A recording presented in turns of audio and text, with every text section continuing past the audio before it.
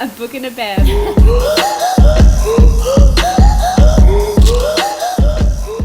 Hello everyone and welcome back to A Book and a Bev. So this week we have Briony, Ellie and Georgia. Claire is still not back, but she will be joining us hopefully very soon. We are covering this week the book Sinner by Sierra Simone. It is the second book in the Priest series and it is one of my smutty book recommendations. Yay! Cock and balls. So yeah, this book is definitely not for the faint-hearted. We have some interesting responses to this book. We're all kind of on the same page that it's definitely not as good as the Priest book, but buckle in, put your seatbelts on, strap in, here we go. What are we all drinking? Well, in the book, Sean gets Zenny a gin and tonic, and I don't like tonic, so I've just got gin and I'm drinking it with 7-Up. Well, I was drinking champagne, but I finished that with dinner, so that's a great start. So now I'm drinking the new Canadian Club thing. I think it's like Canadian Club and soda and lime or something. And I've got my delightful, colourful Port Douglas Dubby holder my dad gave me. Shout out to Jamie. This is not the episode your dad wants a shout out in. Sorry. Sorry, Dad. No, it's not. Well, I am drinking the blood of Christ tonight. We're on the Reds. Sorry. Look, I'm happy to kick us off. But wasn't this a step away from infertility and demon cats? Little one. But I definitely did not enjoy this book as much as Priest, as was said. I think we all feel that way. This guy is cocky, but it's just on the wrong side of cocky. It's not the gorgeous way that Graham was cocky. And he's horny as fuck, but just didn't hit the same way as Daddy Bell being horny as fuck. Initially, it didn't even like Sean. I was like, absolutely not. But he did begin to win me over once they started fondling each other. So that's nice. I love the elements of racial awareness in this book, and those elements were really nice. And goddamn, the mother cancer plot was uncalled for. The argument also about God and why God lets bad things happen, I really enjoyed in this book as well. But all in all, probably like maybe at most 3 out of 5 stars. Okay. This book was truly something. I'm not sure what, but it was something. I did not vibe with any of the characters, and I found the premise of another young person heading towards a life of God and prayer and all things holy, only to turn away from their vocation because of a good old fucking. I thought you were going to keep going with the sentence. I thought you were going to be a good old fucking, and then there's going to be another word, but nope, just fucking. Good old fucking. Just good old fucking. Like, that's all it took. For Tyler and for Zenny, just a little bit of a taste. And they're like, you know what? Who's God? Sorry. But again, I have thoughts on the proper use of oil, vegetable oil, nonetheless. And again, in the anus, fucking hell, Jesus Christ. Not the type of book to bring along to a family picnic, but one has to do what one does when recording a podcast on a long weekend. Anywho, 2 out of 5 for me. Solid 2. I would give it more, but there was a lot of smelling of vaginas. So vicious, like vigorous smelling. Like he was like in that, like it was like a fresh daisy. Like, yeah, he would have really liked Gwyneth Paltrow's vagina scented candle. All right, well, I kind of pre-warned people here that I didn't really like this one as much as I liked Priest, and it stuck. And I'm going to pre-warn you right now that Ellie's unhinged 1,000 boy kisses is me this episode. And because 80% of the book, I was confused, I was kind of pissed off, and then I was just overall very uncomfortable. So I love age gap romances. I'm just going to put that out there right now because I really do. I've got nothing against age gap romances. I love age gap romances.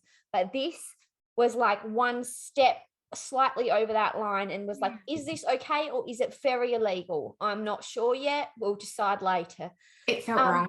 Yeah, it's a bit but just buckle in. I'm pre-warning you right now that I didn't really enjoy this book. It was 2.5 and majority of that 2.5 was just the sex.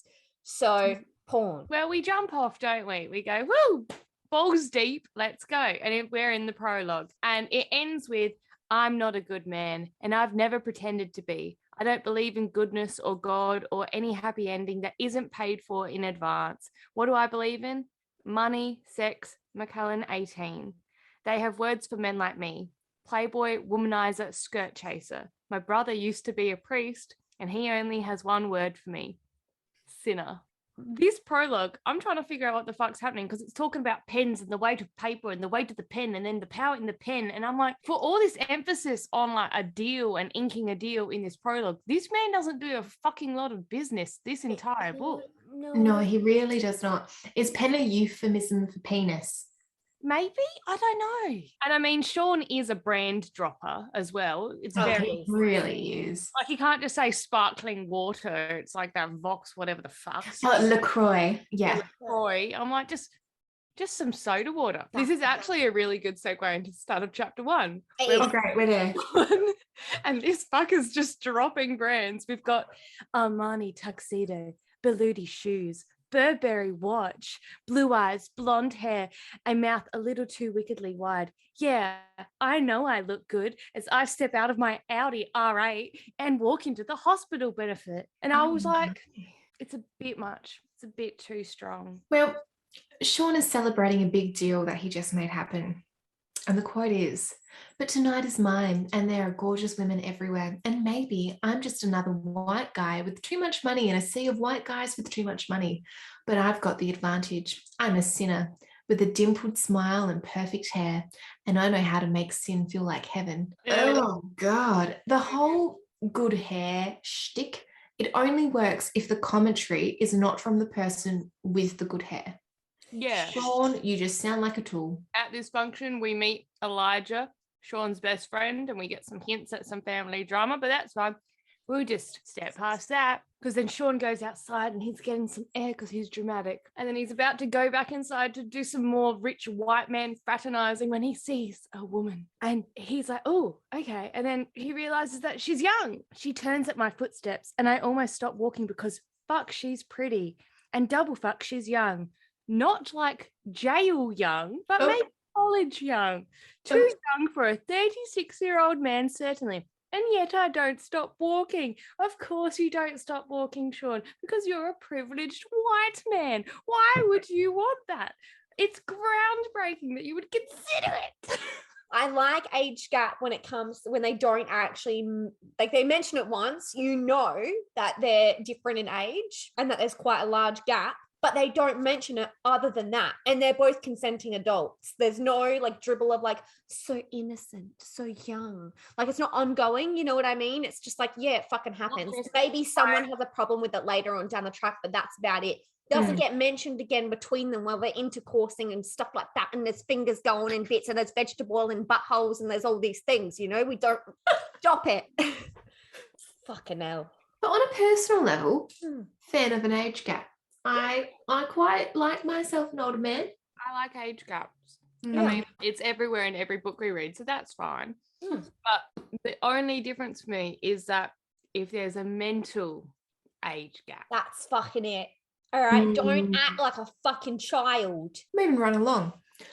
Sean is looking at the woman and she's shocked to see him because there's some sort of recognition in her face. She's like, oh, but he ignores this because he's just bamboozled by the beauty that is her. And we have. Looking at her gives me this feeling like my hand is on a veil shrouding some powerful mystery.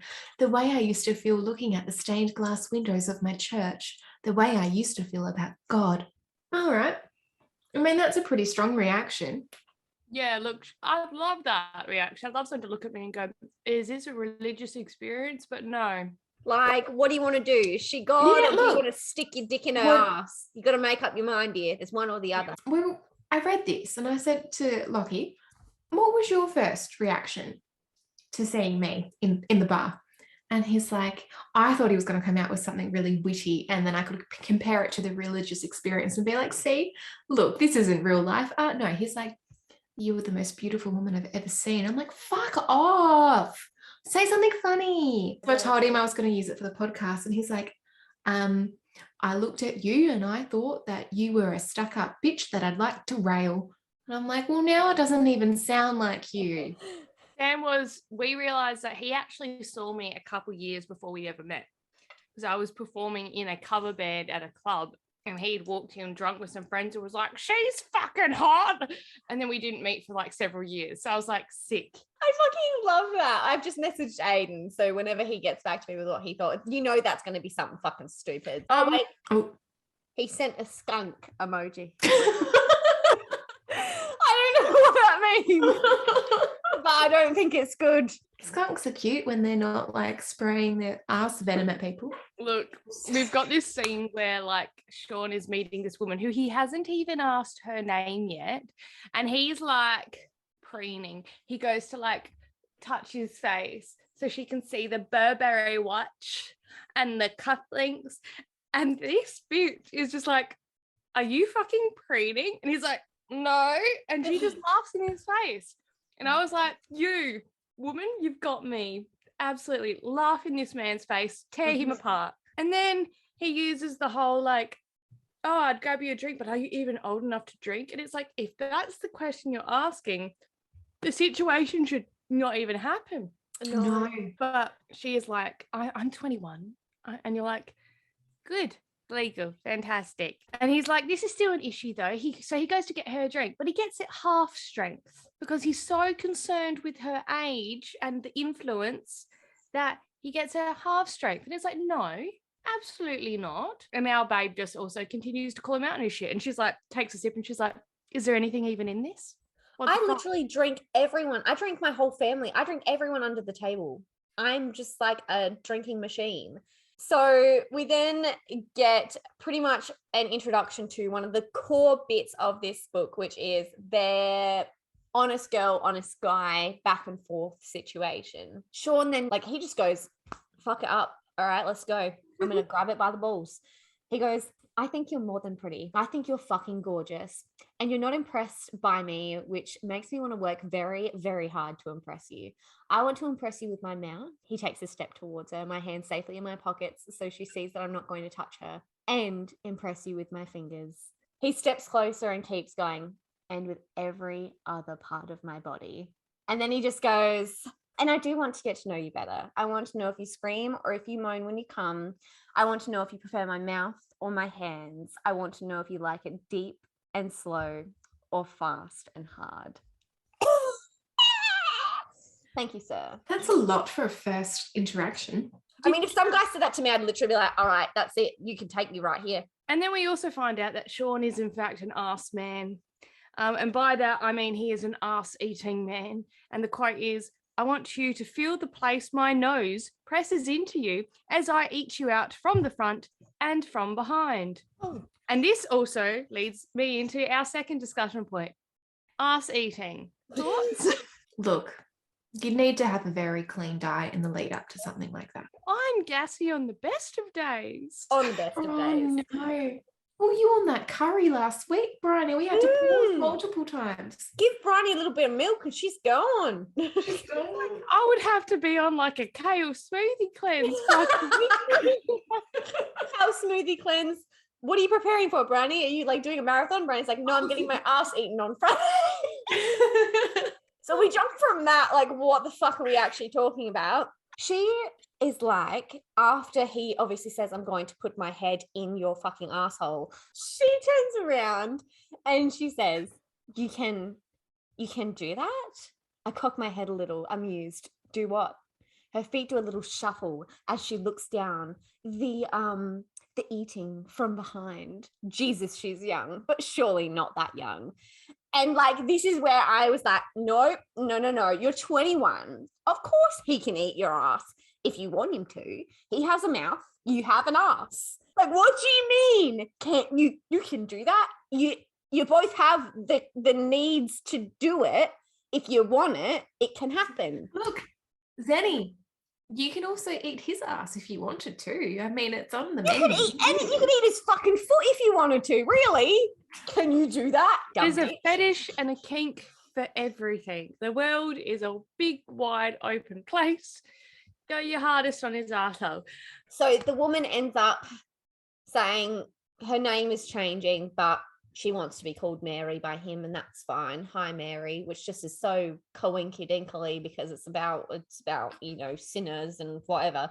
They're dancing. There's this whole moment where he's like, oh, can I kiss? It's this whole kiss thing. He's like, can I kiss you? And then she's like, yeah, you can kiss me. And he's like, we have the whole night. And then they start dancing. And then Yeah, and then Kesha just interrupts, and we're all like, "What, Kesha?" Because of course, like Daddy Bell has Britney Spears. Sean's got to have Kesha. It's got to be a fucking thing. Thanks for that unneeded insert, but sure. He ends up having to go to hospital. He leaves Mary, and he's like, you know, I got to go, soz. And she's like, whatever it is, I'll pray for him. And then this is his internal monologue. Don't bother with that praying shit, Mary. It doesn't work anyway, because he's a sinner boy. Okay, now we're going to take it down a notch because cancer. He says, I used to believe in God like I believed in cancer. That is, I knew both existed in a kind of distant academic sense, but they were concepts that applied to other people. They were personally irrelevant to Sean Bell's life. Unfortunately, not so much anymore because Mama Bell has a very, very, very bad cancer.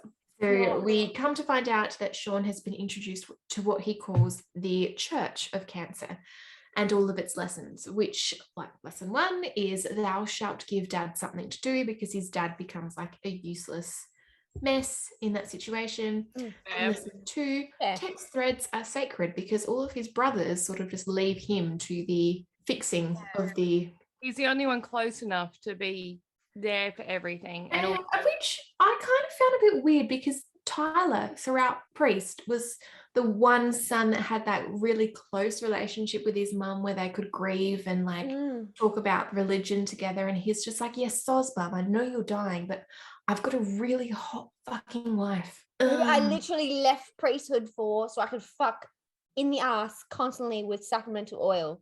Sorry. Absolutely constantly. We also have this unfortunate quote where Sean is like, I couldn't save Lizzie, but I can save Mum, and God damn it, I will. And it's like, oh, but you can't. She's got cancer, bro. He basically says after this point, he goes, I glanced at my watch, almost midnight on the East Coast, and knowing my brother and his wife Poppy, I'm sure they are fucking like bunnies all evening. Lucky bastards.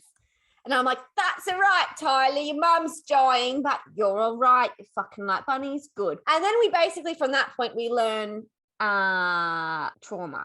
And it basically says, I've been the one to do it. I've been the one to bear the brunt of mum's illness and dad's stress because Tyler's too far away, Ryan's too young, and Aiden's too flaky, and Lizzie's too dead. That's unfortunate. Fucking terrible. And I don't know why I'm laughing. It's because I can't cope with fucking trauma. So Sean's on the phone to Tyler, and Tyler is like, Sean, you need to kind of accept that things are coming to a head. Mum is not getting better.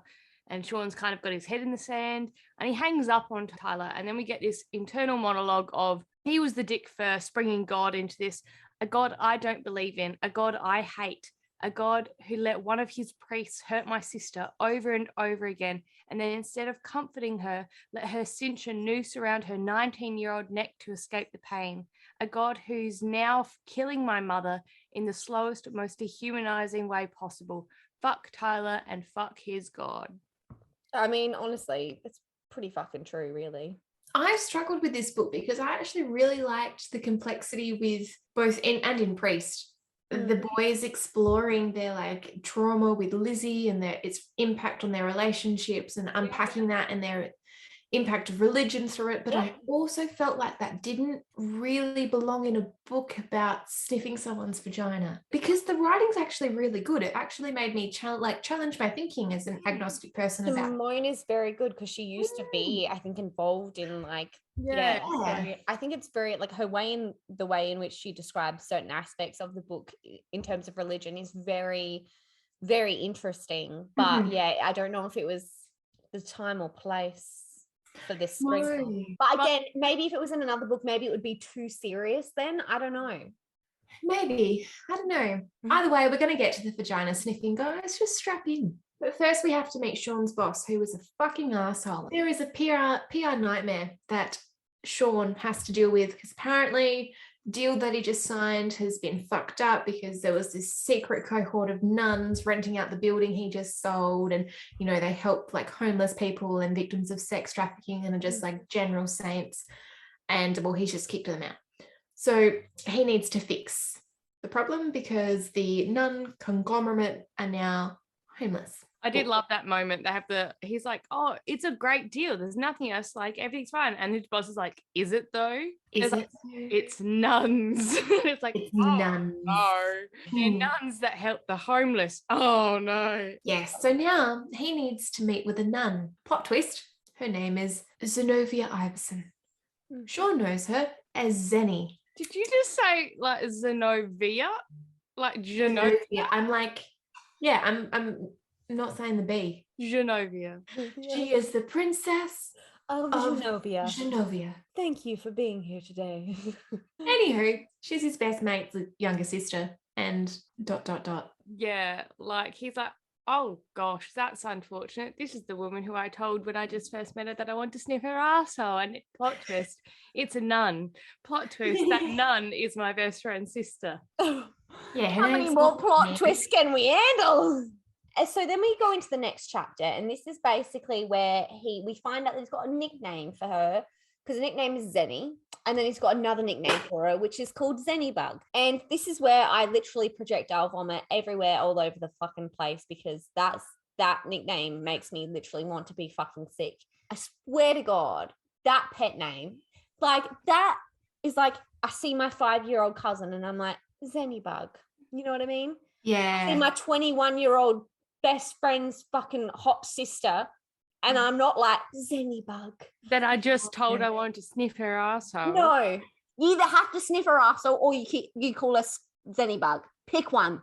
Look, anyway, we end up finding out that, yeah, it's not Mary, it's Zenny. It's the whole thing. Sean is having an aneurysm of the fact that the nun is Elijah's sister, who is Mary, who he wanted to sniff her asshole, like we've established. And he goes, Jesus Christ. And Mary responds with, well, yes, he is kind of the point. And like we said, he's having a fucking hissy fit, freaking the fuck out. His aneurysm is turning into a lobotomy and he's losing his ability to form coherent sentences. And then basically they have this whole interaction and he's like, well, yes. And also, you're so young and I'm not a good man. If you told me you wanted it, I would have spent the rest of my night with my mouth on your cunt. And when I tell you, I fucking choked on my drink when he came out with that, because I was like, you know, before he knew that it was Zennybug, and now he knows it's Zennybug. I'm like, you're still telling her you want to put your fucking face in her cunt? Like, he's like, you know what? I want to be closer to God. Let's get in there. She does that thing as well where she's like, I still want to know exactly what you're thinking. And it's like, I think you know what he's thinking, babe. He wants to sniff your fucking coochie. And he will. And he will. So the tour progresses. Is this your second bottle? Yes. Okay. I might need a refill in a moment. Anywho, their tour progresses into the kitchen of the nunnery, wherever the fuck they are.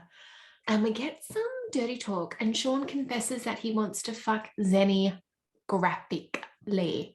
There's lots of description. One of which being, I want to bite your tits through that white shirt. Ow. I mean, like a little nibble, okay, sure. Like, why not? But bite? Like, hello, Edward. Fuck. And also, why must my shirt still be on? Like, I'm now literally just picturing like a random guy coming over and being like, huh. That's a bit uncomfortable. Like, it could have been, I want to suck your nipple, not I'm going to bite your tit through your top. Specifically. And look, we go from that and Zenny's going like, oh, so it's just that you've got a boner and that's the problem. Cool. And he's like, I'm a dirty man, sweetheart. I fuck strippers. I've taken conference calls with another man's wife sucking me off under my desk. You think I'm ashamed of my cock? That I'm ashamed of wanting to fuck? Nothing's further from the truth. And you're like, bold move. Zenny is like, let's play a little game where you forget everything, like the fact that you just learned that I'm also becoming a nun and I'm your best friend's sister that's hot. And instead, what if we just make out like we were going to last night? And Zenny literally goes, power of the pussy compels you to get on up this. Get on up this pussy. The power. The power of the pussy compels you. And Sean is like, well, you know what? I'm converted to the temple of Zenny. Please, praise be the pussy. The quote is, the moment her lips touch mine, I'm lost. to myself, to her, to any memory of what is right or true or necessary. And I mean, like, I love it when, like, I was like, okay, this is a little bit fun because he's got her, like, you know, caged in with like the arms on either side. I love that. And I was like, oh yes. And his tongue is like dominating her mouth and she's all about it. And then he just lifts her up by her ass and puts her on the kitchen counter like a feast. And then, well, damn, that's what he wants to do. She opens her legs and I'm like, damn, sis. It's happening. Because literally the next quote is, I want to see your cunt. Okay. It's literally, this is the whole quote. Ready? He goes, I want to see your cunt. I say hoarsely, lifting my head, my cunt. She says the word like she's never said it out loud before. And I was just like, Jesus fucking spare me. This fucking bitch is going to be like that. All right. Cue the eye roll. And look, to be fair, when I was a youth leader, that was a sensitive word for me. But that bridge is burnt now. Cunty, cunty, cunt. But basically, Sean ends up losing his fucking mind over this little piece of cotton underwear that she's got on. Just that basic cotton bitch underwear. Basic bitch, like 5-pack from Kmart. Yes. Yeah. Yep. And he literally runs the fuck away. And I'm getting fucking whiplash because it's like, 1 minute I'm like, I'm uncomfortable. She's like, oh, I've never said the word cunt. Oh, I don't know what anything means. And then next minute, she's like, here's my fucking pussy. You know how sometimes you go to say a joke and you just have to stop yourself? And then we say, please do. Please So don't. you have to be like, grandmummy, it's me. Oh, Briony, stop it. Anyway, Sean goes back to his office and he's like, I cannot work under these conditions. My penis cannot take this stress. Please, boss, take me off this case. And his boss is like, can do, sir. Got ya, bro. And that's it. Next chapter. Elijah gives Sean a call and it gives the whole don't you fuck with my sister chat. And Sean's like, I won't. That's fine. I'll protect her. I'll keep her safe. And it's like, why not we just be a little bit more honest and have some good communication skills? He could have said to Elijah, look, mate, I actually met her at this gala. We got to talking. I really want to smell her butthole. I just think that I can protect her in ways that perhaps you cannot. And yet they don't have that discussion, funnily enough. I also think, I imagine Sean's just like, okay, don't fuck with your sister, but what about fuck your sister? Anyway, from that, he ends up going to visit his mum in hospital. It's very sweet. He reads their romance books, and then we actually fucking whiplash it back to he's dreaming about arseholes. So he's thinking about Zenny when he comes home, and he's getting home. We almost get the Tyler Bell moment where he's like ejaculating on like whoever the fuck was on like the calendar, like the fucking special. That's right. Yeah, Bloody saint. Yeah, some saint. But he's so horny, he's like fumbling his dick out. He's like, oh, fuck, shit. Oh, shit. Need to ejaculate. And then there's like a knock, knock, knock on the door. And you know who it's going to be. You know. So he's got to quickly tuck it back in. He's like, oh, fuck, shit, shit. And it's fucking Zenny. Hi, Zenny. What do you want? The same Zenny that he held as a baby. Remember that. We And didn't. the problem is, I would be all right with it if you didn't keep fucking mentioning it. It's mentioned consistently, okay? But I love this. So that's the end of that chapter. Like, Zenny's like, hi. At the beginning of the next chapter, Sean be like, absolutely not. Closes the door in her face. And Zenny's just like, Sean, open the door, Sean. And then, so he does, because he can't say no to her, which we will also establish. He will give her whatever she wants. And Zenny is like, look, I'm here because I think we should fuck. The power of Christ is compelling me to fuck. She's apparently been told by her nun mum that she needs to come before she becomes a nun. Oh, no. Oh, my God. There were so many things in there. Her nun mum to come because she's going to become one. Thank you. It's poetry. Sean, understandably, is like, he takes 5 minutes. He doesn't even say anything. And she's just talking. He's like, well, obviously the answer is no. And she's like, but why? And so we have this discussion where Sean's like, and you're young, 1,000 years too young. I know it's hard to see that at your age, but men like me are. And then he just cuts him off and is like, don't give me some patronizing line about the depraved nature of men or some bullshit. It's a gender theory that's about 50 years out of date, for one, and nothing more than a convenient excuse for you to avoid taking responsibility for yourself, aside from the way it neatly precludes the possibility that a woman might also be depraved, and aside from the obviously problematic binary construct. This is the same fucking woman that was like, oh my God, penises have veins. Yeah. You can eat my asshole? Oh.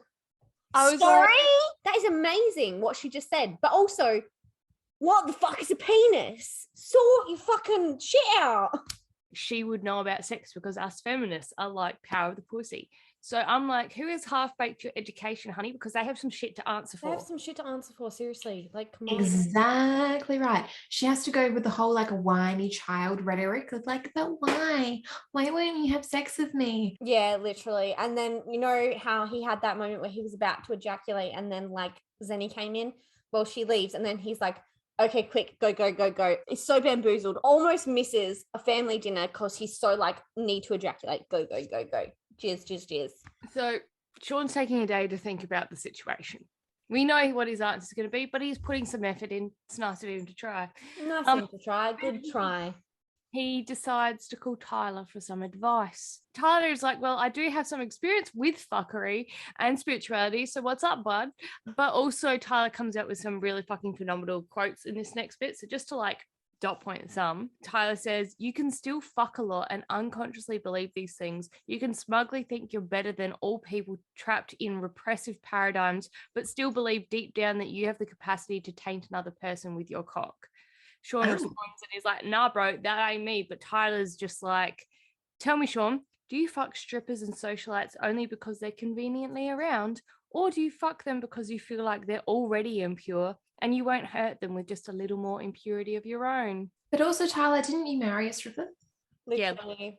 Yeah, look, they're talking about how much Sean's perception of sexuality is twisted by what happened to their sister. And the quote that really got me was, think about it. How can sex be anything but ugly, anything but perverted and twisted when it took our sweet, happy sister and killed her? How could we not have the idea that she was pure, innocent, and the thing that destroyed her was a man's predatory desires? And again, with the place where you know that is not the same place where your fears come from. And until you untangle your fears, that you are like the man who hurt our sister, that you have the capacity to harm someone innocent, you're not going to be able to untangle your beliefs about sex. Tyler, you're just dropping these gems. I'm so glad Poppy's anus helped you get there. Thank you, Poppy's anus. We'll pray to you, but we won't pray to Jesus. No, Poppy's a noose. Father, Son, Poppy's a noose. And then the final quote that I really loved was, to be fully human is to be fully sexual. And while that doesn't mean having sex or even sexual desires, it does mean being fully in your body. And I was like, this moment where Sean's actually, he is actually taking it on. He's trying to be a little bit deflective, but he's actually taking it on.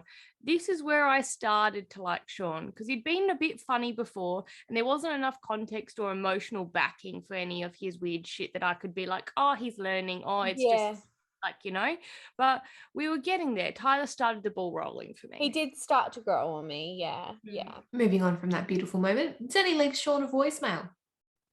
The long motherfucker. I would never. No, never. She gives like an entire monologue on her life's decisions up until that point. And then we abruptly move on to the next chapter. That's it. Yeah, that's literally it. Basically, they decide that they're going to meet up for a dinner so that he can basically tell her, you know, his decision, right? We all know what it's going to be. And he's cooking in a suit when she rocks up to his house. And I was like, okay, that's fine. Odd choice. Yeah, he watched some great British Bake Off episodes and he's like, great, I can do that. No, he cannot. He cannot do that. Then this next quote is what I came here for. This is what I signed up for when I came to this book. And if I keep kissing her, I'm worried I'll push us too far, too fast, that I'll spread her out on top of all this flour and fuck my fist while I eat her pussy. I'm like, yes. Sounds wonderful. It did take me a little bit too long to realize what he meant by fuck my fist. Same. Oh, really? I was like, why is he fisting her if he's eating her out? Then I realized he has a dick. He could do something with that. Yes. How do I sniff the anus and have my hand in you? Oh my fuck, that's good. That's Oh my fucking God. brilliant, I reckon. So then Sean starts reminiscing on his teenage years and how good it was just to make out and like without it going anywhere. I'm like, yes, Sean, I can get on board with this. I may not be down for anus sniffing, but I'm down for a good makeout sesh. Moral of the story, Sean agrees to the month of fucking. None of us are surprised. But they do have to talk first, which I enjoyed this. This was where I actually got fully on board with Sean and his problems. I was like, you know what? Fantastic. Because he goes, she's like, we're sex now. And he's like, no, talking. And the quote is, we need to figure out what's important to each of us, what our priorities are. And also we need to talk about boundaries, what we won't do and what we won't give up. And also on the practical stuff like mechanics and schedules. And of course, it's a man that's making a plan and talking about schedules that gets me off. And then we go through this bit where, again, I love this whole scene where Sean is like, we're gonna talk about everything. So she asks Zenny if she's still a virgin. And she says sort of. And he asks her to elaborate on that. And Zenny again steals my heart with this next bit.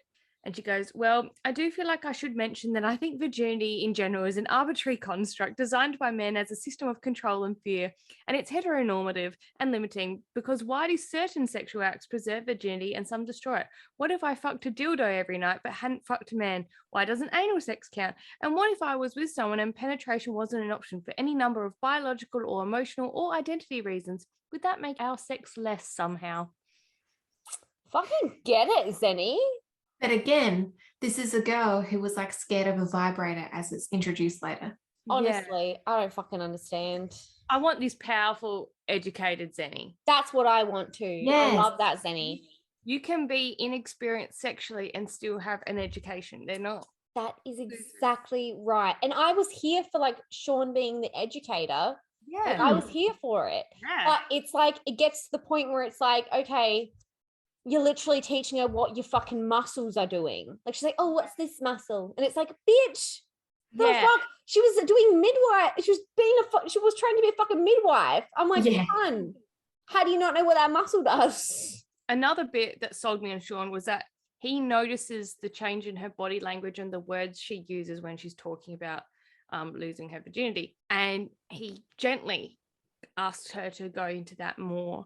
And he says, I won't push if you'd rather keep it in the past, but for the purposes of your exploration, it could be helpful to know what's new or what has a negative association for you. And then he asked her, he's like, while we talk about it, can I hold you? Is that okay? And so she sits and he holds her, but lets her be on top so that if she needs more space or wants to move, she's got the power, but that he's also there to physically comfort and support her. And I was like, I was a little bit uncomfortable with the fact that he was just like, you know what, straddle me. Thank you. It gave me the ick. I was like, I was all here for I was like, he didn't have to be like, oh, you know what, sit right here on my lap. He could just still like be there, comfort her without like. And it didn't need to be explicit either. Like, look at how much of a gentleman I am because I am making this choice to have her. I'm going to hold you now while you tell me the scary details.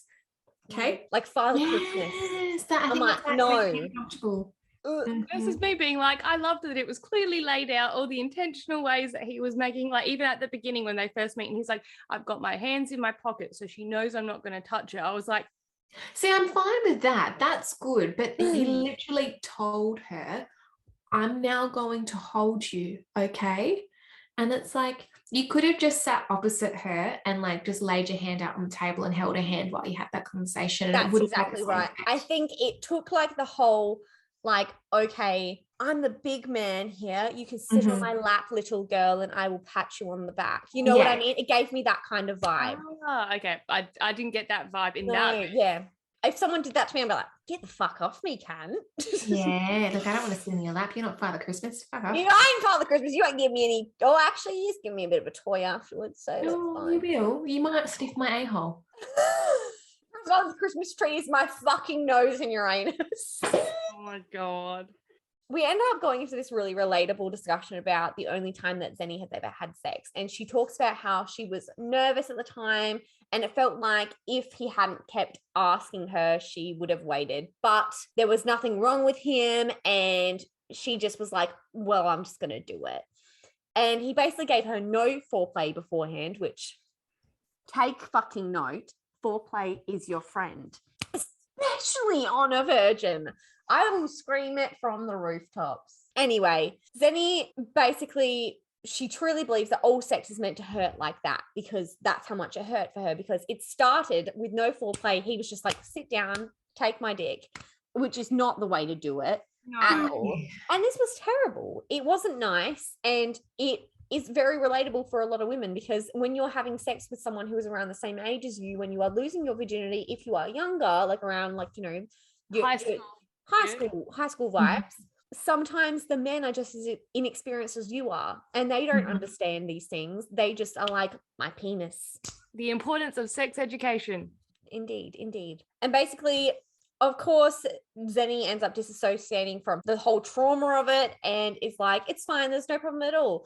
And when it's all laid out like this, it's just fucked. Like, I feel like there is not one woman. Well, I mean, if there is one woman, please let us know, because I would love to hear about your first time story if it's not fucking traumatic. Because, well, I mean, my time isn't necessarily traumatic, but it wasn't like I was like, yeah, awesome. No. I don't know that I've heard of anyone who, even if you're like happy and it's great and consensual and, you know, it's with someone you care about, I haven't heard a person who lost their virginity and was like, God, it was good sex. They're like, oh, it sucked. Yeah, it was like, oh, this is it. This is the fireworks. Cool. I had a different image of my mind. I will adjust my expectations. Literally. And then we get this whole thing with like Sean being bossy, whatever, and she ends up acting like a 5-year-old again. And there's this little moment that is also like the TikTok noise. We'll get into that after, but this is the quote. You'll know what TikTok noise we're talking about once we say it. So then he's like a reward. And Sean is like, yes, darling, like a reward. It's a reward. It's a reward. But also, what do you fucking mean? Why is this giving me the fucking ick? Because she's acting like, oh my God, is that like a reward for me being a good girl? Like, if she said it like, I'm going to be a good girl, are you going to reward me for it? I would be like, that's hot. But no, she's like a reward. But then it goes from that to her literally asking if it's normal to date. And I'm like, what are you doing? Is this the same woman who just had that speech about virginity? Yeah, it doesn't match up. It's like switching and swapping. It's giving me fucking whiplash. Anyway. Well, they start discussing boundaries. Sean says, you know what? Acts of service is my love language. So I was going to make you come, but you can't make me come. Surprise. Oh. And I'm like, that would be, I mean, like, yes. It's such a weirdly specific thing that I don't feel like there is a big enough backstory for. I know, and I'm not gonna lie to you, I enjoy it when they do come, because I'm like, I did that. Yes. And also, like, that would be very hard. I'm like, I am the captain now. Exactly. Speaking of boundaries, Sean may need some more, apart from the coming bit. He's already daydreaming about what their children are going to look like. And he's picturing her pregnant and nursing their baby. And it's like, down, boy, you've literally only kissed her. Let's take children off the table for a little while, not to mention that she's waiting to give herself to our main man, JC. And we all know that sex is not required for conception in that world. He ain't. Our main man, JC. We must say, if anyone is truly religious who is listening to this, we mean no offense. None at all. I think by now everyone should know that there's very rarely a joke that's off limits. No, yeah, exactly. If you're sensitive, this isn't the podcast for you. We're just broken. We're not paying out people who like Jesus. We're paying out Jesus in general. But basically, from that point, Sean ends up getting a bit bossy. And he says this whole thing where, like, most women like bossy in the bedroom, but outside of it, it stops. And this is true. Because literally, if you boss me around, you can boss me around in the bedroom, throw me against a fucking wall, I don't care. But if you try to tell me what to do outside of the bedroom, I swear to God, you will end up with my foot up your fucking asshole. They're basically eating dinner. They're eating the burnt pie because, of course, he burnt his pie because he's in the middle of the whole situation with her, and it was a whole thing. And between Tyler and Zenny, the religious, it's just out here making Sean question his whole fucking life. Like, he is not okay. He is like, Tyler, Zenny, Jesus, Oh God, it's There's no coming from. safe place for him. There is none. They're coming from all directions. All the dicks. Okay. And Zenny ends up saying, so you are bossy to take care of people you keep close. But there was a time once in your eyes you failed and you haven't let anyone move into that circle since. And he's like, whoa, trauma. Yeah. I'm trying to eat fucking pie. Yeah. Think about sniffing your asshole. Fuck off. Let's not talk about my dead sister. She ruins the mood. So Zenny wants bossy Sean, and they agree that when like shit's over or like when she's getting over it, whatever, their safe word is asshole, which like is quite fitting for them if you really think about it, because like It is. and then we discover that Kenny has a praise kink, which like same and like works for Sean. So, you know, turning up Millhouse, let's go. Except, like, I'm fine with a praise kink in the bedroom, but when it comes to like, and now you must eat everything that is on your plate. I'm sorry, you're not the gatekeeper of my esophagus. Like, and then Sean basically decides that he wishes there was more than a month, because the whole thing, like their whole fucking situation, is going to only happen for a month. He's like, yeah, she's becoming a nun. Also, sorry, I forgot to mention that. Yeah, she's becoming a nun. She's marrying our mate JC. And he's like, I'm going to take my sweet motherfucking time. He would like a year, but then he goes, even a year wouldn't be long enough. And I'm like, if that's not worrying for you right now, sir, you just wait until like another fucking 10 chapters. You're going to be balls deep into this mess. And then we get introduced to Sean as Sean the Educator, we will call him, in the moment of sexual education. And we get this masterpiece. I'm not going to take off your underwear. I'm going to peel the silk off you like the skin of a fruit. And then I'm going to eat you. I'm going to suck on you like a plum. I'm going to unwrap you like a Christmas present. And then you'll see what a happy boy I am. Look, he's really into the analogies and the metaphors. yes. Suck on you like a fucking plum? What fucking plums have you been sucking on, boy? Do you suck on plums? I don't suck on plums. I don't eat plums in general.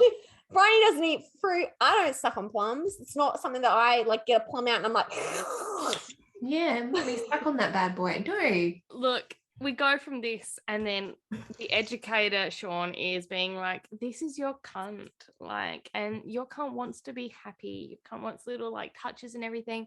And look, I want that embroidered on a cushion. My cunt needs to be happy.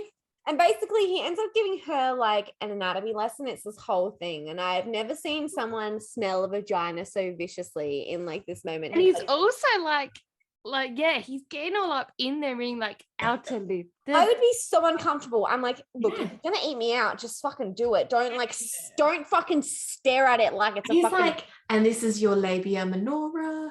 Yeah. And if we open the folds, we have your vulva. Like, we've gone on a full tour.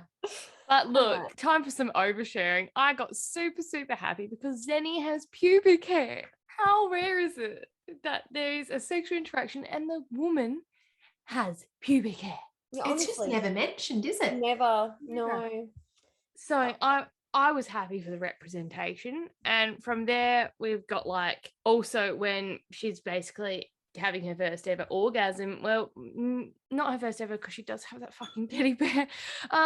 So she's having a completely natural, uninfluenced orgasm with like natural sounds of pleasure. Because, you know, there's that whole thing that like because of the movies we've seen and things like that, that we produce what noises we think our partner wants to hear. We don't actually know what our actual noises are. So I'm happy for her. And again, Sean is just sniffing down there like he's a drug dog and her pussy is cocaine, but that's fine. And then Sean also explains that the plan is to slowly get Zenny's body ready for his dick, because obviously his dick is massive. It is just such a huge penis, because why wouldn't it be? And then also Sean, very, you know, I'm happy for his work. He introduces Zenny to orgasm and her G-spot. When she comes, we get the quote, her inner thighs and belly going taut as a drum skin. And when I initially read this, I read drum skin as drumstick. And I was instantly back in Priest with Tyler and Poppy and Shiz a rotisserie chicken. Because, yeah, but alas, not drumstick, it's drum skin. And now the only thought in my head is, did you put your nuts on my drum kit? Step Brothers quote. Oh my God. So we go on from this fantastic moment and we're now discussing masturbation, which, as you all know, we are a pleasure positive podcast and we are pro wank. We're literally just talking about where to find your G-spot. Anyway. However, Zenny has a teddy bear that she and that just really added an uncomfy layer to the age dynamic. Because I was like, can't we just use a neutral cushion? And then Sean is then instructing Zenny on how to unzip his pants when it reappears. The thing that I hate so much, boxer briefs. Yeah. And also, in this moment, why in the fucking fuck was he teaching her how to unbuckle a fucking belt and unzip a zipper? Why was it necessary? It made me angry. I don't want it in my life. I've had enough of it. Look, we leave that hard no and we get into something that I quite enjoy, which is when Zenny is touching him and he's letting Zenny set the pace. And he is a fucking simp already, as we know. And the quote is, moving is impossible. Coaxing her to any other pace is unthinkable. Any faster and my heart will beat itself right out of my chest in a terrified lust. Any slower and my blood will overheat with desperation and I'll die. Just absolutely gone. Just fucking leapfrog from that right over to being uncomfortable as fuck. And we get these layers of different things that happen. So she's like, wow, this is your penis. This is amazing. And she touches all the veins. And I'm like, it's a fucking dick. It's not fucking pretty. Also, okay? men, your dicks aren't pretty. Don't send them to us in photos. We don't want them. Like, I'm looking at you, men. There is no woman that wakes up and goes, my day would be better with a random dick in my face or in my DMs. There is no fucking woman that wants a dick pic. Never. Don't fucking send it to us.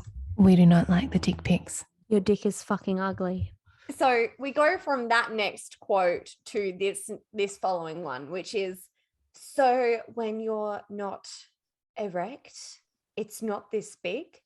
And I'm fucking vomiting. Jesus Christ, indeed. And then fucking this next one, which literally sends me off the fucking, I literally leaped out the fucking window, ran down the street, got hit by a truck, then crawled my way back and then vomited out the front of my house. Zenny. That was a whole journey. Anyway, Zenny absentmindedly drags a finger through the mess on my stomach, aka his cum, and lifts it to her mouth. My softening cock gives a painful throb as I watch her suck the finger clean. She makes a cute little face. It's bitter. Look, Sean does say in his defense, he goes, look, I think the universe has like agreed that it's not good. And he's not wrong.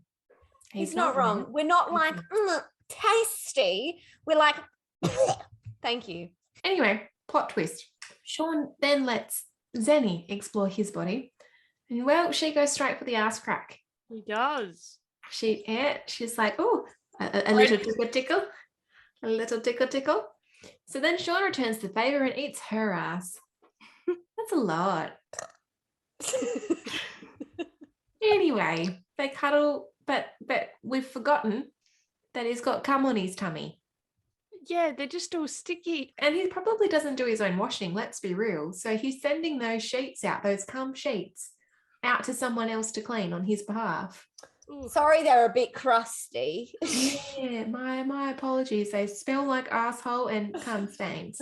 Anyway, they decide to live together because they can. And they've known each other for a while, but yeah, we're a week in, but let's live together. It's Why fun. not? And then, oh my fucking God, she comes in and she's wearing Winnie the Pooh sleep shorts, which again, I would be fine with this if it was any other circumstance. Like I have like sleep shorts that have little like French bulldogs on them, like cute little whatever shorts. But like the fact that she's acting like a fucking child, like 50%, at least 50%, if not more, of this fucking book, it now makes me hate these motherfucking shorts. And then Sean refers to them as college girl pajamas. But he's, in fact, incorrect. They are children's pajamas. They are. And now I'm mentally making note of any and all Winnie the Pooh paraphernalia my children own. And I I am a disposing of such. She's fucking yeeting them out the fucking window. Yeah. So uncomfortable. So at this stage as well, Sean is realizing that he's a little bit obsessed. And we get these quotes where one night in, and I'm like a fucking convert to the Temple of Zeni. Another quote, I'm losing my mind over her, but for Zeni, I'm merely a stop on the road to sainthood. So then we get one of my favorite moments, this satin pillowcase. So they go to get ready for bed. And she's like pulling out a pillowcase, and he's like, is my bedding not good? And she's like, it does not suit my hair texture. I will dry out. And I loved it. I loved having this gorgeous woman of color doing what she needs. No, After that herself. was one of the main things that I loved about this book, was like her being like this strong, you know, influential character, but then she is not that for a lot of it. But then, yeah, sexually, she's like the opposite. Yeah. And again, like we've said, I don't mind inexperienced. No, exactly. You get these moments where she is educated and she's strong and she is culturally aware, and then it's just kind of like, lol, what's penis? I think it's Sierra trying to make her like play into that like daddy stereotype, like the little innocent schoolgirl, show me what to do, daddy. I don't know what a penis is. And I feel like it's gone too far, because it's like she's so smart intellectually, and makes sense who she is half the time. We go from this, and Zeni is like, I thought we were going to have coitus this evening, and instead we are just cuddling. And Sean says, do you honestly think that there's anything you can do to make me not desperate to fuck you? I practically came as you told me about your teddy bear friend. I'm dying to fuck you in your little college girl pajamas. I want to fuck you in your dorm room. I want you clumsy and new and inexperienced. I want you as you are, Zeni. And one of the things you are is young. I'm going to hell for it, but that's the way it is. Yeah, you fucking are, bro. Look, Sean, we all have different opinions to you, sir. Yeah, look, that is several shades of uncomfortable, but we can just slide past that. That is. And then we go like to this next little bit, because she goes, oh. And he's like, I think it's a good O, because she's currently rubbing her pussy against my thigh like a needy cat. This is another quote that I'm like, why? Visuals were also impressed about like the mewling kitty and all of that. And I'm like, we don't need to bring felines into it. That's right. Our poor cats. Where's Bella? Bella, we love you, darling.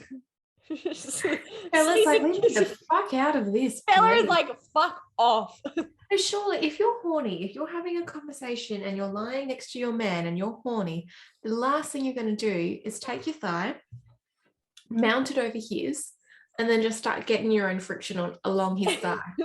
There are so many other options there. Oh my gosh, guys, if you've you've been tuning in this whole time. Claire is here. Someone's like, nope, where's the Claire? And look, for reference, Claire has no idea what we're talking about. No fucking clue. Which you also loved, the last episode that Claire jumped in on was also priest. Yeah, that's right. So this should be good. Then we jump into the next chapter, and just this whole fucking paragraph is like just a time. So this morning we woke up and made out for a solid 45 minutes, grinding like teenagers until she came against my thigh. And then she watched me with huge sleepy eyes as I peeled off her fuzzy pajama shorts, wrapped them around my fist, and fucked my aching cock into them after I shot thick ropes of ejaculate all over Winnie the Pooh and his honey pot. She begged me to put my and then she came like a champ after only a minute. And this whole time I was like, what the actual fucking fuck is going on? There is so much to unpack here. It's the like a champ for me. That just why does he keep being like a champ? She's ejaculating like a champ. No, it's coming onto the Winnie the Pooh shorts for me.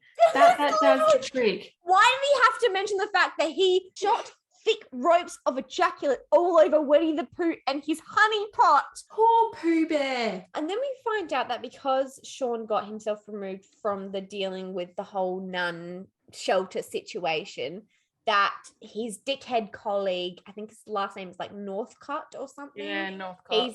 He's on the case, and he's a bit of a fucking dickhead. And we get this little quote about like Sean spending all of his money. Like he gives all of his money to his parents, so his parents don't have to work anymore and they don't have to like worry about money, which I also really like, which is nice.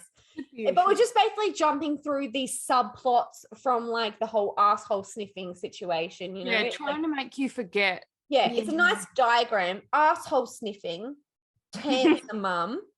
The church. The deal. Jesus. That's the diagram. Winnie the Pooh come. And Winnie the Pooh and his honey pot. No. So Sean's inner monologue here is that he already wants to fucking marry her. It's been a week. He's a 36-year-old man who has made a point for his entire existence up until this point to be the opposite of commitment. And in a week, he's already signing up for marriage. Like with these brothers, it's like they find one good sexual partner and they're like, I must take her as my bride and fuck her in the church.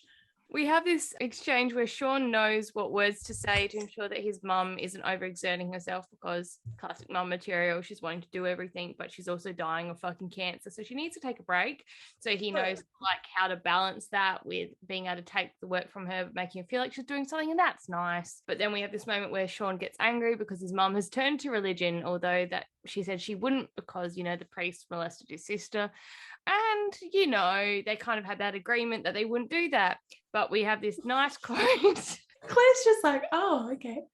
We have this quote where the mum says, but the reason it scares me is that I would never ask you to reconfigure your beliefs to fit mine. And Sean's like, I know. And she's like, so then please don't ask me to do the same for you. It's a reasonable conversation. It's rare in this book. So after that situation, Sean and Zenny are lying in bed, and Sean's like, Zenny, do you believe in God? Which, I mean, obviously she does. She's becoming a nun, but that's fine. She's like, no, actually, I don't. This is a test. I'm an atheist nun. I actually hate Jesus Christ. I hate our mate JC. Fuck him up. Fuck him. Let's go. So Sean is talking to Zenny about the fact that he found a rosary at his mum's house and it made him depressed as fuck, and he doesn't believe that his mother could forgive God for Lizzie's death. That's all very sad. And Lizzie basically explains the story of like Jewish people with Auschwitz and how they put God on trial for his crimes against humanity. God was found guilty, and then after the verdict, the rabbi still prayed, which was a very nice story. But I'm also just like, that was a really like moment for me, but I just can't because I'm still thinking about JC. Exactly. And like, this is not the book for it. We're not here for the spiritual enlightenment. We're talking about sniffing fucking assholes and coming in Winnie the Pooh shorts. I'm so concerned. Claire just hasn't said anything this entire time, and then all she says is, I'm concerned. Look, you should be for our welfare at this point. I was going to go into great detail with these beautiful quotes, but fuck it up, fam. So basically, moral of the story, Zenny is like, yeah, you know, it's normal to be like, why does God let fucked up shit happen? It's called theodicy. Oh. Yeah, I've got no idea. You're the least drunk out of us, so go with that. Yeah. So, which is when people try to explain how God can still be good when bad things happen. And then we have this whole lovely bit, which is basically saying, I engage with this because it's the kind of thing that can only be understood by engaging with it. Good for you. Moving on. So Jenny and Sean are going on a date. It's very nice. They're going roller skating. Again, cool, I guess. He buys her brand new skates and she's like, okay, rich boy, lol. Zenny is planning on opening up her own birthing centre for those who the church help, which is nice. You know, that's cute. So Sean comes in with the whole, you can stop trying to prove your parents wrong and stop this nun thing and just marry me instead. She thinks he's joking. And he goes, of course, I'm only joking, but I want to spend the rest of my life with the most beautiful, fascinating, sexy woman I've ever met. It's all a joke. Hilarious. Oh my God, I'm so fucked. And he is so smitten. Literally. She says that she missed out on her teenage years trying to be the perfect daughter, so he goes and pays the DJ to play her favorite song, which is Bruno Mars, which says a lot about her as a person. Yep. Anyways, Sean takes her behind the counter as well for some wink wink nudge nudge. And the quote is, "You see, if I were a teenage boy, I'd be so excited to have a girl as gorgeous as you back here that I wouldn't be able to be patient. I'd be shoving my hand up your shirt and mauling at your tits. But I'm no boy, Zenny, and I know how to take my time." Look, Yes, at that Sean, point, I was like, okay, all right, you want to maul my tits? I mean, I could get around it if you wanted to. I was But again, the mauling. We've already had the biting of the boobs across the shirt. Why? Why are we my mauling? memories are anxious. But I'm like, fantastic though, fucking hot, make out in a private but public place. I like that. Love it. And then we just take a terrible turn and they're both getting turned on by illegal antics. And she says, "Just pretend. It's just make believe. I know you wouldn't, but now I'm an adult and we could pretend that you would."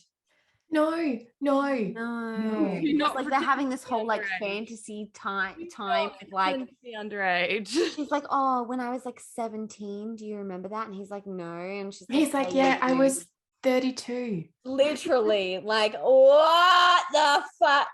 And I'm getting fucking whiplash when it comes to these scenes because some of them are really hot and then the other ones are just so fucked up. Can you imagine that if someone was like, "Let's pretend I am a child." Oh my God. And then like the next quote that we get is, "I lick my fingers clean like the animal I am as she watches me with hooded eyes. And I then say, that isn't even the beginning of what I planned for this pussy tonight." And I'm like, she must taste pretty good if he's then licking the fingers. Like, I can't say I would have licked my fingers He's after. like finger licking good. It's that rotisserie chicken shit, bro. It is. It's ZFC chicken. Let's go. So they scurry out of their skating rink and she's like, "Because I want to fuck. So let's go." So they go back to the apartment and she's like, "Sex now?" And he's like, "No, other things though." And the quote is, "Now Miss Intercourse doesn't define sex. I thought we agreed that I'd set the pace and it's all sex, remember?" And I'm like, I want to like the banter. We're so close and yet we're not hitting the mark. And then we get like this next part, which again, fucking whiplash. Throw me around like a fucking horse at this point. It's fine. A horse? I don't know. I just said a word. It was just an animal. This is really big, Georgia. How are you throwing that shit around? I don't know. You throw me around like a fucking mongoose. Fuck. I don't know. What did the mongoose ever do to you? Anyway, it's wonderful. I'm enjoying this side of it. So this side is, the idea of Zenny on all fours nearly gives me a heart attack. So in the interest of my health and mortality, I say, how about on your knees to start by the headboard? That way you can grab on for balance. And I'm like, nice, good, great. And then we get introduced to our good old mate, the one that we love and cherish, Vibrator. I really, at this point, she's very afraid of the vibrator. She's like, "Oh my God, what is that crazy thing? Oh my God, it's so big. It's making noises. It's vibrating, doing things." And like she said previously how she lived in like a really dodgy neighborhood. And I'm like, cool, she's not afraid of people, but she's afraid of the Pleasure Wand 5000. Like, cool, let's go. Like, what you mean, babe? It's the pleasure wand. You don't fucking want to be afraid of that. You want to be afraid of someone stabbing you in the chest as you're walking down to your house. Fucking hell. Look, and then we get this really, really bad moment where she's looking at the vibrators and she's like, "Oh, my grandma used to get these in catalogs." And I'm like, why the fuck are you bringing your grandma into this? This is wrong. Grandma does not need to be brought into this. No. And then the literal quote is, "I guess if my grandma can handle it, I can too." And my only thought here is, Nonna? Grandmummy, it's me, Anastasia. No, absolutely fucking not. However, something that made me giggle was he often describes her getting into things, like we said, as like a champ. Oh. And this next bit is, she's taken some vibrating frequencies like a champ, and he's very attentive, and I love that about him. But this next bit. Oh my God. So this is the whole, okay. This is the quote, ready? "And then it happens, not with the vibrator against her clit or her G-spot or even her nipple. No, my best friend's little sister comes in a toe-curling, groaning climax with the vibrator against her anus. And I've got the best seat in the house." Cool. That's good. Good for you, bro. Nice to know. I'm both happy and unsettled. In equal measure. Worried the fuck about everyone's mental health in this book. Well, let's fucking go. And I love, like, so many times he's like, I'm educating her. And then she just, like, changes the power dynamic and has him, like, begging her for anything she'll give him. And I'm like, power of the pussy. But yeah, so we end the chapter with Sean being like, yay, I found a solution to all my problems. I found a new place for the nuns to be in. Life is great. But nope, because Northcott has met with Zenny and Sean is literally like, I'm going to kill him, which seems like a bit of an exaggeration given that you don't know what's happened and it's apparently nothing, but it's fine. Look, we need an enemy in this book. We go into the next chapter and there's another fundraiser because remember they're rich people, so they like to fundraise. And Zenny looks hot as fuck in like a seafoam coloured dress, happy for her. And Sean begins to realise that he doesn't really like his life and he's kind of like, oh, this is a problem. I'm looking around and I'm not very happy. And then it gets worse, you see, because we have this awful moment where the people that Sean were talking to, Zenny walks up and they think that she's the help. Everyone then tries to play dumb and they're like, oh no, oh, you're this person's daughter because her dad is someone, but they assume that the woman of colour can't be. And Sean just goes full tilt and he's like, I said, get your hands the fuck off of my date. And don't you ever fucking insinuate she doesn't belong somewhere ever the fuck again. And I was like, mad. Yes. Mad. Yes. I was like, is this the closest I'm going to get to a, like, who did this to you trope? Possibly. But it's also keep my wife's name out of your mouth. And then he's like, oh my God, I'm Jada. We have this heartbreaking moment from that point, which is where Zenny's like, okay, I need to pull you the fuck aside and calm him down because he needs some educating. And she goes, they assumed I was working the event because I'm Black. They saw me, a Black woman, in what they think of as their space. And to them, it was a logical assumption that I was the help. But that's shitty, I protest. And then she goes on to say, I can't get angry. If I get angry, then I'm the angry Black woman. If I admit to having my feelings hurt, then I'm being too sensitive. If I ask for people to treat me thoughtfully, then I'm being aggressive. If I joke back, then I'm being impertinent or sassy. If I cry, then I'm being hyper emotional. If I don't react at all, I'm being intimidating or cold. Do you see? There's not a way I can react where I win. I can't win. This was such a very important moment, I think, for her as a character. And I wish we saw more of this type of Zenny. Because she's like a strong, like, this is how I feel about the world. She knows what's happening and she's like, okay, this is how I've got to deal with shit. You don't understand it. I understand it. But it's like everywhere else, I'm like, why aren't you that Zenny? That strong I'm ass. so glad that he didn't save the day in this situation either. Yes, so easily absolutely. could have been that. Yeah, and we go from that to the way Zenny handles the situation and educates Sean actually prompts him to look at his own actions in the past. And he actually holds himself accountable and recognizes that he's also committed microaggressions.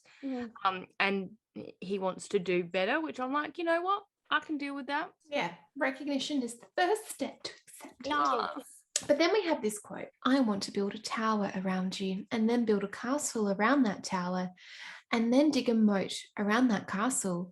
And then I want to guard you like a dragon, burn anyone who tries to hurt you into ash and then scorch those ashes a second time. I'm sorry, but that just gave me the ick. Tamlin. The tabby cat has returned. But they leave the function and they're like, well, why don't we fuck tonight? It seems like the nice occasion. So they go and fuck. Sean is like, again, let me smell your vagina. And the quote is, why hasn't she accepted the terminal thing that I have for her pussy yet? I don't understand. It's at this moment where, like, obviously because he is just such a well-endowed man, because again, we can't have a smut book where he's got a small dick, average dick, any other. Nope, it's got to be a ginormous schlong. While he's easing his schlong of a dick into her, as he puts it, virgin pussy, that he realizes he's in love. But yeah, it's fine, they fuck, it's gentle, he's kind and courteous, and we appreciate that, you know, with his giant horse dick. But do you know what we don't appreciate? This fucking quote. I'm the boy who once tied her shoelaces and helped her find her missing Barbies. And is it reprehensible or some kind of fucked up destiny that I'm the one to initiate her into these things now she's grown? That's not usually how those types of relationships develop, my friend. It is reprehensible, my dude. Absolutely. In fact, if you tied her shoelaces as a child, I'm going to say you then therefore cannot sniff her vagina at any point. Or asshole. No, or asshole, for that matter. Leading into the next chapter, turns out all of the men in the Bell family are remade by sex, because after they're fucked, he's having this mental thing where he's like, it's too soon, but I love her. She's Elijah's little sister and much too young for me, and she only wants me for sex, but I love her. And she's going to leave me for her God, but I love her. Then we had this other quote, God, the fucking irony of a sinner loving a nun. It's agony. I'm dying. And as I'm both alight and aflame with loving her, these splashes of thought keep coming out of nowhere like raindrops on a sunny day. So that's nice, I guess. From here on, they're basically fucking anywhere and everywhere, because obviously now she's just like, I need the dick. I need the Dickens all the time. It's fantastic. The horse penis. I need the schlong. Where's that horse schlong? Give it to me. So Sean is lying in bed post-fuck one night and decides to take that moment to look into the ceiling and go, I hate you, God. And then he's like, honey, that's praying. And at this stage, he meets with the Reverend Mother, which is her nun mum. And the nun mum simply says that what happened to Lizzie was terrible, an evil thing, and that he was part of Sean's soul. So I'm happy for him, you know? Georgia. Yeah, shit, fucking nun mum. Of course it was shit that happened to her. Fuck. Yes. Georgia's done. Georgia's dead. She's kaput. 2 bottles of wine and a nun mum later. Nun mum. Nun mum realizes that Sean loves Zenny and is like, tell her. Because why not? And then Sean's like, should I though? Because it seems pretty problematic that I would fuck up her plans by telling her and putting my feelings onto her. And nun mum is like, I like your awareness, but in this case, you're using it as an excuse. Are all those muscles just for show, or are you actually strong, my son? Nun mum actually might like her anus sniffed. But yeah, look, at this stage, we've also had some weird bits with like his brother Aiden, who's been a bit shifty and absent. And that seems weird, but we're just going to ignore that for a little bit. They're back at the hospital for mum, who's, remember, dying with cancer, lovely whiplash. And Aiden has been fucking someone, but we don't know who. Lols. After that cheery synopsis, his fucktard of a boss is now unimpressed. He needs to work from home in order to deal with his mother, who is dying. He's annoyed with me, annoyed with how much I'm willing to let my family interfere with making him money. His displeasure is the kind of thing I would have cared about before, but now, and it's like, yes, how dare the employee seek work-life balance while dealing with tragic life circumstances and expect compassion from his boss? So look, mum's not doing well at all. She's got pneumonia, clouds in her lungs, and she's going to the ICU. Sean's not coping very well. And he's like, you know what would fix this? Goes to see Zenny in the nunnery and is like, we're alone and I want to play a little game. It's called Sean finally gets to fuck Zenny in her nun outfit. Oh no. They fuck in the church. In the whatever the fuck it is. That first orgasm didn't quite scratch the itch. So she's like, what about if we talk dirty? And by dirty, what if we talk about marriage and pregnancy? Okay, but wait. None of you have tried to conceive a baby? Nope. No, absolutely fucking not. I have once once. And that is good sex. That is good sex. When it's like, all right, we've got a joint goal. Let's go, champ. Okay. I'll get me Winnie the Pooh shorts on. Oh no. But look, as much as it's a good time in Ellie's book, it's not a great time for Sean. It's a bit emotionally distressing. He wants to marry the nun. He does want to marry the nun, and it's also his mum is dying, so it's really not a good time for him. What about her? And then he turns around and goes, actually, you know what I would really like? I would really like some veggie oil in my asshole. What is with the oils? Thank you. This is the whole thing. Like Sean's internal monologue is like, Reasons why I should tell Zenny I love her right now. 1, I love her. 2, she needs to know. 3, she likes the honest guy thing. And 4, an old nun told me to. Reasons why I should wait to tell her. 1, she's bent over a sink. That's the whole thing. And then we continue on from there, and he's like, I don't have a condom. How am I supposed to fuck Uranus without a condom? And she's like, then don't wear a condom. And his internal monologue is, this would be a good time for me to remember how to pray. And then we get a nice little like juxtaposition going on with, I impale her with care and love. There are risks of irritation and infection when vegetable oil is used as lube during anal sex. One study found that the use of oil-based lubricant significantly increases the risk of experiencing condom breakage. Thank you, Sean, for pointing this out. Vegetable oil will degrade condoms made from latex and polystyrene, which can increase your risk of transmitting or contracting STDs or STIs. Even if the condoms you're using are oil-safe, vegetable oil can irritate rectal tissue and the skin around your anus, leaving it prone to infection. This holds true even if you're using anal-safe toys, such as those used during pegging. When it comes to penetrative sex, vegetable oil is best avoided, so choose a safe anal lubricant instead. I feel like this needed to be said. Look, someone needs to send that article to the Bell family because those boys are not educated. Those boys are not fucking educated. Hey Siri, can you use vegetable oil as anal lube? Siri doesn't know. Siri's like, I can't fucking compute that. And then it's a whole situation. They do some anal and he's like, yes, this is the time to say it. I'm covered in veggie oil and I'm in a nunnery kitchen. I love you, bitch. And that's it. Happy end of chapter. And we get into the next chapter and Zenny's not taking it very well at all. She's very confused. She's very young and her ass is filled with vegetable oil, not love. Seeping out of her rectal tissue. Her arsehole is not filled with love. It's filled with vegetable oil. No, it's not happening for her. She's not in the state to accept that right now. She needs a shower. So Zenny says that they're done. And she says, I'm cutting you out because you're hurting me, because I thought you were the one person who knew me and understood what I wanted. And now I know you're only thinking about yourself. Followed that up with, the problem is that you understand, but you still want me to be something different. And that's worse than not understanding at all. Which on a sad note is actually very accurate when you think that someone you love gets you and then they don't. Yes. So it turns out the fucking with the vegetable oil, yes. The I love you, no. Yeah. So Sean's not in good frame of mind right now. His mum's dying. He just anal fucked someone with vegetable oil and they professed his love to her. And she was like, thank you, kind sir, for your love. Take it back and shove it up your asshole. So now he's in a state of distress and he's covered in oil. So he's like, right, I must do something about this situation. I'm going to drive to my brother's farmhouse. So that's what he does. He drives to the farmhouse, knock, knock, goes inside, doesn't wait for a response.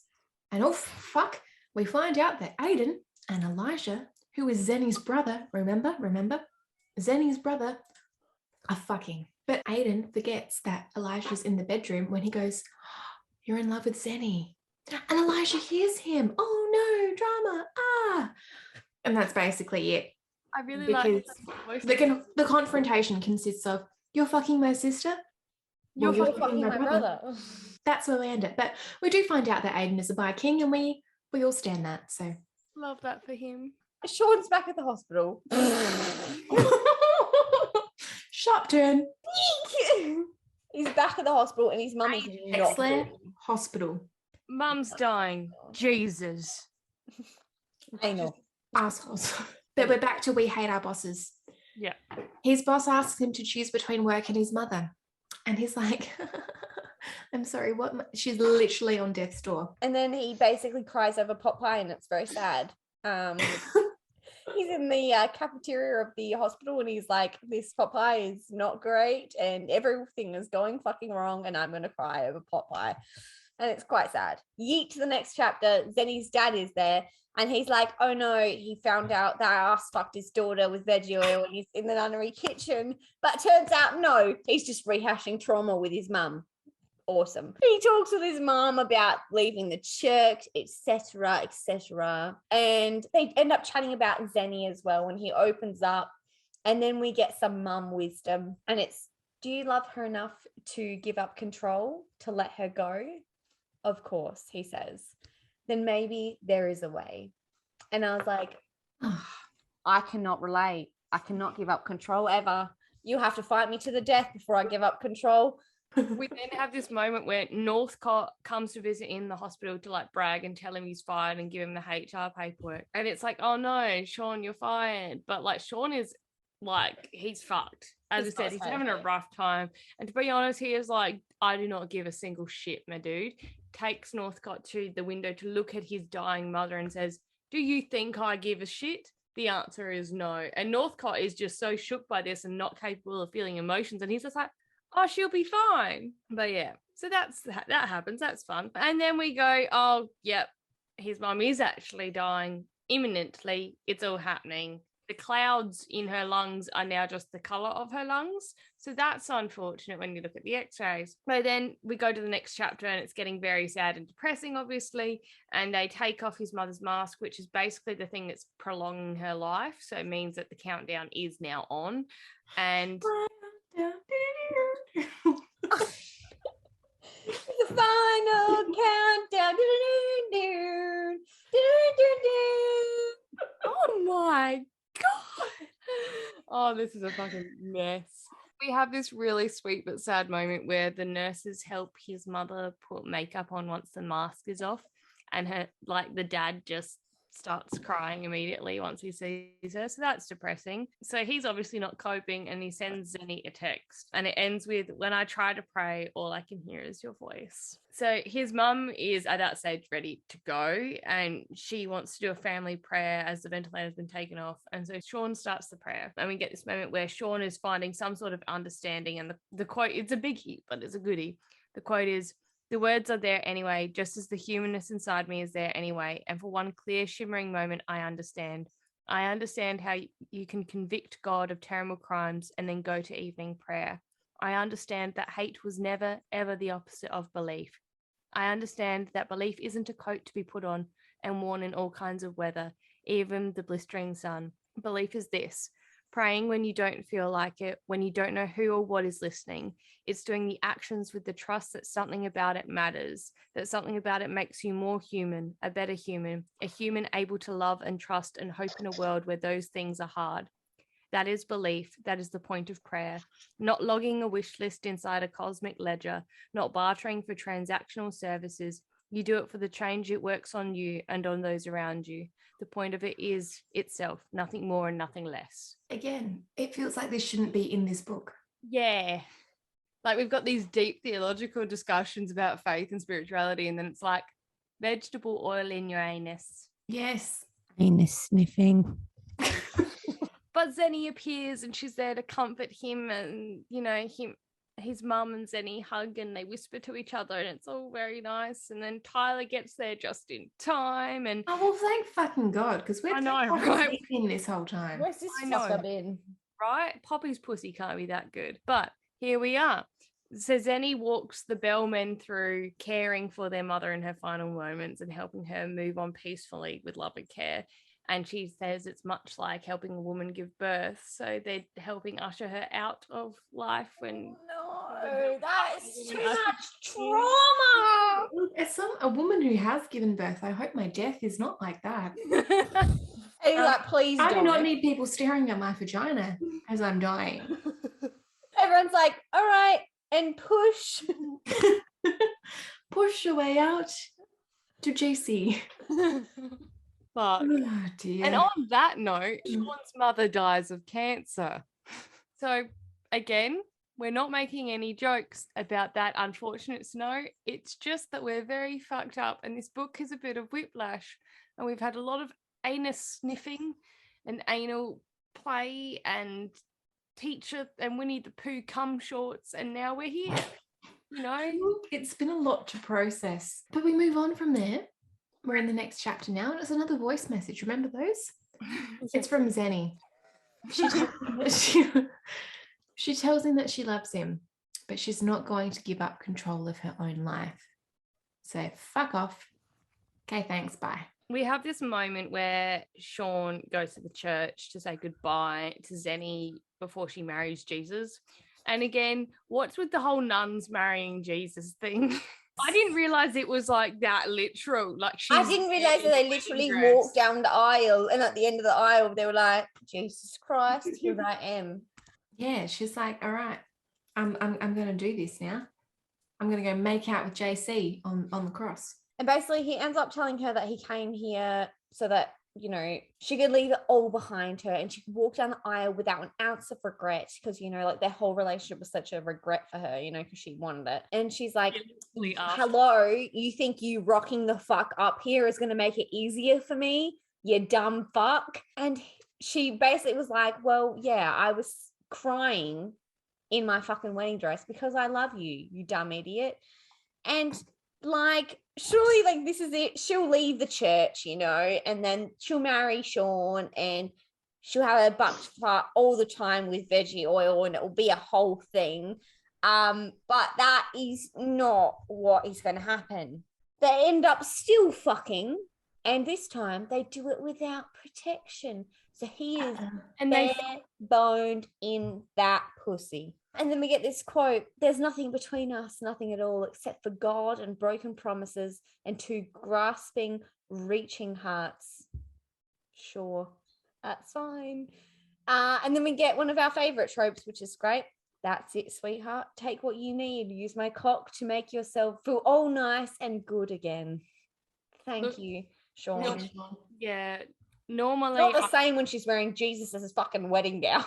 No, it's not. Like, we've discussed it before. I love it when it's like the guy is like, yeah, get off first, because again, unrealistic standards. Now I look at that quote and all I can think of is you know, when there's that clip of Paul Rudd trying to talk dirty in that movie. All I can imagine is now you're gonna take that dick. You're gonna take that dicks. Do you like my erection selection? Thank you, Eva. Yeah, you gonna take it? You gonna take that dick? You gonna take that dick? Anyway, we digress. Again. And she's like, won't you stay and watch me marry JC? And he's like, why the fuck would I do that? I'm in love with you. I have just fucked you in a wedding dress. I'm not going to watch you then become a nun. No. But then Nun calls him and she's like, bro, stop running. Zenny comes running out of the church a moment later. In her dress. And there's like Pam Anderson on the beach. We're slow motion running. And we find out what the nun mum whispered to her. Oh no, not the nun mum. His mum whispered to her before she carked it. Don't lose your joy. And she realized if she gave herself to God, she'd be losing her joy because JC can't fuck her in the ass like Sean can. She's not fucking wrong. And that's where, you know, it's like, great, good, happy. So then we go into the epilogue because that's the end of the book. And not only are they married, they are Pregonate with child. And literally the horrible quote that we like get in this final part is, I know, she's too young to be pregnant, but let's be real, her being too young has never stopped me before. Oh, but the end. There was so much happening. Please tell us why you think this is good. Yeah, is there something we're missing? Because fuck, it ain't. It ain't that. It does not hit. Priest, I fucking loved. Like Sierra Simone, I love usually, but like this book just fucking went off, like left. And I was like, oh, no, Winnie the Pooh, get away from me with your crusty knicker shorts. Anyway. Do you have a music reference? Oh God, here we go. I've been on a journey this afternoon. Have ya? No. Initially, I did my usual search process to find my music reference, right? To no avail, of course, because this book was like a head fuck. What am I going to Google? Winnie the Pooh fuck? Like, there's not a search term for this book. But then I Googled songs about nuns. And well, I found this. Oh, no. Ain't nothing wrong with it. And look, whilst the word nun is used in the title, I believe it's more so slang They're referring to actual nuns. But the lyrics fit, believe it or not. So we're going to go with it. Okay? Strap in. You can see I'm working. I can touch her cervix. I hit it on purpose. Now I got her little ass nervous. I know you see that I'm up next. All about my check. Hit it from the back while I'm grabbing on her neck. I ain't into you. If you ain't into sex, I can fuck a virgin. Yeah, look. But there's also some reference to fucking women wearing turbans, which I think is very racist. And I do not recommend this song, but there you have it. Ain't nothing wrong with it. We don't recommend this song, but You're welcome. Look, we're done. We are done. Yet this book existed, or it will haunt me in weird, obscure references. It will forever. It will. Every time I see Winnie the Pooh, it's going to be like, oh. Winnie the Pooh. Normally, Anyway. at this stage, we would be pulling another book from the fishbowl, but we've already got our next couple books. So, reminder, we're doing Sabotage next. Who's Sabotage by? Chantal Tessier. Look, am I going to be Justice Guard? Yes. Oh. After that, we are having our next Q&A fishbowl episode where you guys have already been sending us a fuck ton of recommendations. And I'm fairly sure soon we may be asking you for questions that you want us to answer. Fandom related, personal related, throw your shit at us, but not literally. Look, not much is off limits.